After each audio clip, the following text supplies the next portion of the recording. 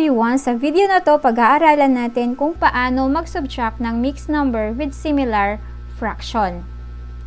Example number 1. 6 and 3 over 5 minus 2 and 1 over 5. Okay, so kung mapapansin natin yung dalawang proper fraction natin na 3 over 5 at 1 over 5 ay pareho ang denominator. So kung pareho ang denominator, ang gagawin lang natin is to subtract the whole numbers, which is 6 minus 2. 6 minus 2 is 4. And then, subtract the numerators. Okay, 3 minus 1. Then the next step is to copy the common denominator. The common denominator is 5, so we just copy 5. Okay, and then simplify. We now have 4. 3 minus 1 is 2 over 5. And the final answer is 4 and 2 over 5.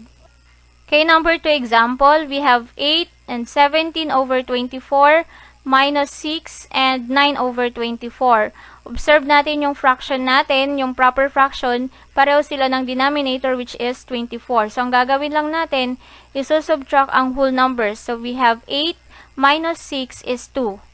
And then, the next step is subtract their numerators. So, 17 minus 9. And then, copy the common denominator. The common denominator is 24. And then, simplify. Now, we have 2. 17 minus 9 equals 8 over 24. Now we have 2 and 8 over 24. Since 8 and 24 ay may common factor, so we need to simplify. We find the lowest term of 8 and 24. Okay, let's continue. We have 2 and 8 over 24. Then 2 and 8 over 24, we are going to find the greatest common factor of 8 and 24. Then, to find the greatest common factor, we need to factor 8 and 24. Factor of 8 is 2 times 2, 4 times 2 equals 8. Factor of 24, we have 2 times 2, 4 times 2, 8 times 3, 24. Kukunin natin yung mga common factor ng 8 and 24.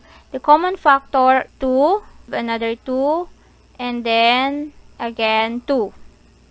Okay, and then, multiply natin yung tatlong factors na common ng 8 and 24. 2 times 2, 4 times 2 equals 8. So, ang GCF natin is equal to 8. The greatest common factor. Ito yung i-divide natin doon sa 8 over 24. We just copy the whole number 2. And then 8 divided by 8 is equal to 1. 24 divided by 8 is 3. Therefore, the final answer is 2 and 1/3. Okay, so that is how to subtract mixed numbers with similar fractions.